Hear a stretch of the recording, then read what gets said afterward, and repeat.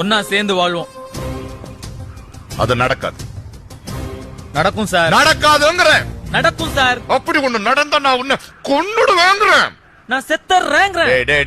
என் தங்கச்சி உன்னை லவ் பண்ணான்னு ஒரே ஒரு காரணத்துக்காக தான் உன்னை நிக்க வச்சு பேசிட்டு இருக்கேன். லவ் பண்றாங்கன்னு தெரியுதுல சார், சேர்த்து வைக்க வேண்டியதானே சார்? முட்டியாதுடா.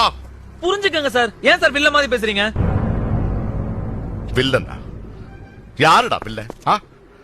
ஒரு பொண்ணை கஷ்டப்பட்டு வளர்த்து படிக்க வச்சு நல்ல இடத்துல சம்பந்தம் பார்த்து அவன் நல்லா இருக்கணும்னு நினைக்கிற நாங்க வில்ல. எந்த வேலை வெட்டு இல்லாம ஒரு பொண்ணு பின்னாடி சுத்தி அவன் வாழ்க்கை கெடுக்கிற நீங்க ஹீரோவா? ஆமா சார். ஆமா. கல்யாண பத்திரிக்கை வரைக்கும் தான் பொண்ணோட அப்பாவோட இனிஷியல். அதுக்கப்புறம் எங்க இனிஷியல் தான்.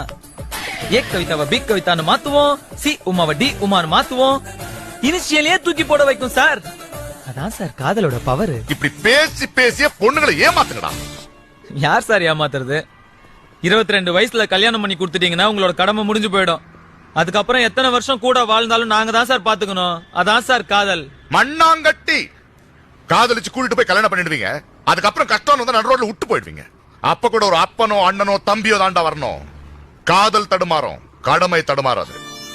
மத்தவங்களை பத்தி எனக்கு தெரியாது சார். என் பிரியவனை கணேசன் தான் பாத்துக்குவேன். என்ன பண்ணுவ? கப்ப வச்சு பிடிப்பியா?